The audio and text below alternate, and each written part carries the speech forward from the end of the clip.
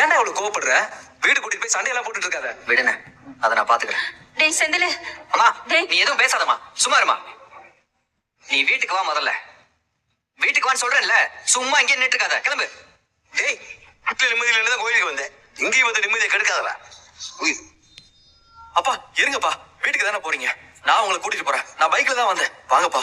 ஏலே, இப்ப நான் வீட்டுக்கு போட்டு ஒன்று சொன்னா, வீட்டுல உங்க அம்மா இஷ்டத்துக்கு அவன் என்ன வேணாலும் பண்ணலாம். நான் பெத்த நீங்க எல்லாரும் உங்க விருப்பத்துக்கு ஆடலாம். ஆனா நான் மட்டும் எல்லாத்தையும் புரிஞ்சுக்கிட்டு யார் யார் மனசுல என்னென்ன இருக்கோ அதெல்லாம் தெரிஞ்சுக்கிட்டு வரணும். அப்படித்தானே? இல்லை, இனிமேல் அதெல்லாம் நடக்காதடா.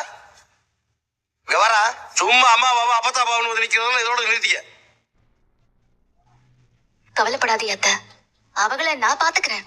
மாமா கிட்ட எப்படி பேசி சரி பண்றதுன்னு மட்டும் பாருங்க. இல்ல, அந்த மனுஷன் திரும்ப வந்து என்ன சொல்ல போறாரோ தெரியலையே. வா, அதெல்லாம் பாத்துக்கலாம், கவலைப்படாதம்மா. மீனா, மறைச்சு வச்சிருக்கின்ற பிரச்சனை தானே.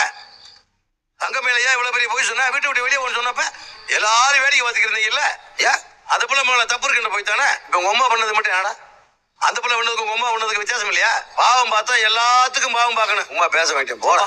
அப்பா தப்புதேன், இது உன்னோட குவார்டர்ஸ் இல்ல, நான் மறந்துட்டேன். ஓ, எதுக்கு இப்ப மொட்டை தலைக்கும் முழங்காலுக்கும் முடிச்சு போட்டுட்டு இருக்கீங்க? இங்க பாரு, நான் கொலை வெறியில இருக்கேன். வந்ததும் வராத எதை பத்தியும் பேச வேணா, அமைதியா இருக்கான்னு பாக்குறேன். இல்ல, எனக்கு ஒரு விஷயம் புரியல. நான் எதுக்கு உனக்கு புருஷன் இருக்கேன்? சத்தியமா எனக்கு புரியல. ஏதாவது ஒரு விஷயமாவது என்கிட்ட சொல்றியா? கல்யாணங்கிறது சாதாரண விஷயமா என்ன? ஏதோ கடையில போய் மளிகை சாமான் வாங்குற மாதிரி சாதாரணமா அம்மா நீ சேர்ந்து கல்யாணம் பண்ணி வச்சிருக்கீங்க. இது உனக்கு நல்லாவே தெரியும், ஆனா சொல்ல மாட்டேல.